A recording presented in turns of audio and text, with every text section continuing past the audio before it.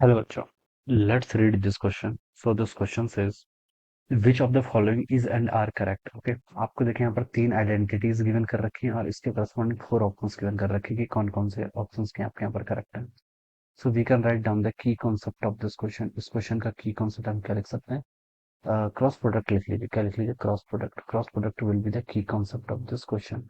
इसे हम क्या बोलते हैं? आपका क्रॉस प्रोडक्ट बोल सकते हैं या फिर वेक्टर प्रोडक्ट भी बोल सकते हैं. वेक्टर प्रोडक्ट इसलिए बोलते हैं क्योंकि देखिए दो वेक्टर्स का हम प्रोडक्ट कर रहे हैं और जो हमारा फाइनल आंसर आएगा इट इज ऑल्सो वेक्टर. वो भी क्या आएगा? आपका वेक्टर ही आएगा. ठीक है.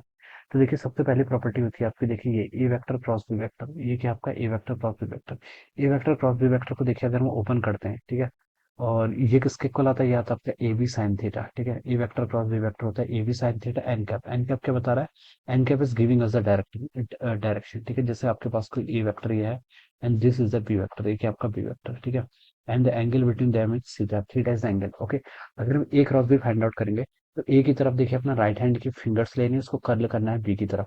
तो ए क्रॉस बी का जो मैग्नीट्यूड आएगा वो तो ये आ जाएगा क्या? आपका ए बी साइन थीटा. और ए क्रॉस बी कर रहा हूँ मैं. देखिए ए की तरफ फिंगर्स लेके जा रहा हूँ, बी की तरफ कर्ल कर रहा हूँ राइट हैंड की. तो देखिए मेरा जो थंब है वो क्या कर रहा है? इनटू द स्क्रीन जा रहा है. तो ए क्रॉस बी की जो डायरेक्शन आ रही है वो क्या आ रही है? इनटू द स्क्रीन, जिसको मैं क्रॉस से रिप्रेजेंट करूंगा. सिमिलरली देखिए अगर मैं यहाँ पर B vector cross A vector कर लूँ, क्या कर लूँ? B vector cross A vector. ठीक है. तो देखिए इसका मैग्नीट्यूड तो सेम आएगा. कितना आएगा? आपका बी ए साइन थीटा. लेकिन इस बार जो डायरेक्शन आएगी वो आपकी माइनस एन कैप आ जाएगी. ठीक है. जैसे देखिए इसी में अगर मैं बी क्रॉस ए करूँ, बी की तरफ अपनी राइट हैंड की फिंगर्स रखिए. अब उसको कर्ल कीजिए ए की तरफ. तो देखेंगे जो हमारा थंब आ रहा है वो किस डायरेक्शन पॉइंट कर रहा है? Out of the screen point कर रहा है. ठीक है. तो जो आपका ए क्रॉस बी है और बी क्रॉस ए, इन दोनों की क्या है? डायरेक्शन डिफरेंट है. ठीक है.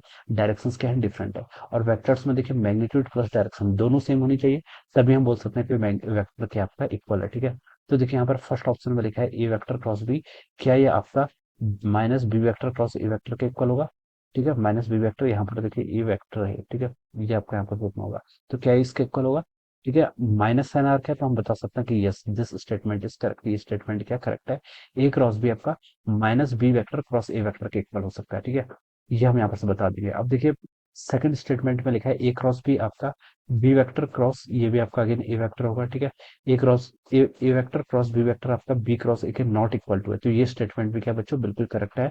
ठीक है. नॉट इक्वल तो होना ही था. ठीक है. क्योंकि हमें पता है देखिए यहाँ से हम बता सकते हैं A vector cross B vector minus और बी वेक्टर क्रॉस है. अगर देखिए फर्स्ट वाला ऑप्शन ट्रू है, सेकंड वाला कैसे ट्रू हो सकता है फिर? ठीक है. तो इसलिए यहाँ पर नॉट इक्वल लिखा हुआ है. नॉट इक्वल लिखा है मतलब स्टेटमेंट बिल्कुल करेक्ट है. ठीक है.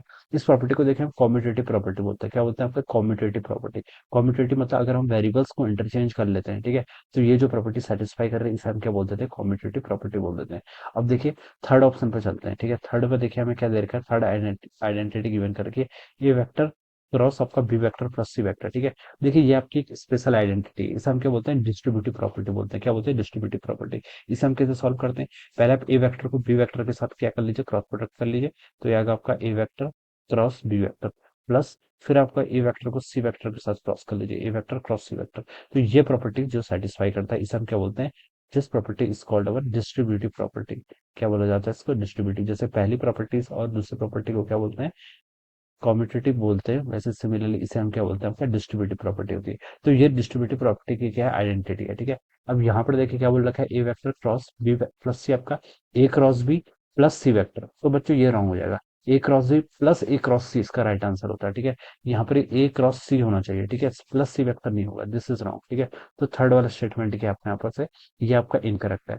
हमसे बोल रखा है कि which of the following is correct. तो हम बता सकते हैं फर्स्ट एंड सेकंड तो बच्चों क्या है? बिल्कुल करेक्ट है. तो फर्स्ट एंड सेकंड अगर करेक्ट है तो यहाँ से हम बता सकते हैं जो आपका डी ऑप्शन होगा this would be the correct answer. So option D क्या होगा इस क्वेश्चन के करस्पॉन्डिंग आपका correct answer. Okay. So I hope you all understood this concept. All the best and thank you so much.